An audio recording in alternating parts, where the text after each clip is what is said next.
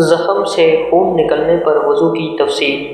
سوال: میرے ہاتھ پر زخم ہو گیا ہے اور اکثر خون کا قطرہ ٹپکتا رہتا ہے اور بسا اوقات حالت صلاۃ میں بھی خون گرنے کا اندیشہ ہوتا ہے، کیا اس کو ترک کیے بغیر مسح کی صورت میں نماز پڑھ لیا کروں یا جب قطرہ ٹپکے تو وضو تازہ کر لیا کروں؟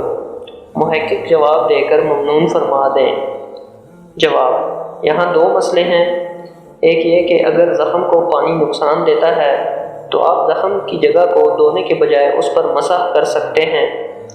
دوسرا مسئلہ یہ ہے کہ اگر اس میں سے خون ہر وقت رستا رہتا ہے اور کسی وقت بھی موقوف نہیں ہوتا تو آپ کو ہر نماز کے پورے وقت کے اندر ایک بار وضو کر لینا کافی ہے، اور اگر کبھی رستا ہے اور کبھی نہیں تو جب بھی خون نکل کر بہہ جائے آپ کو دوبارہ وضو کرنا ہوگا۔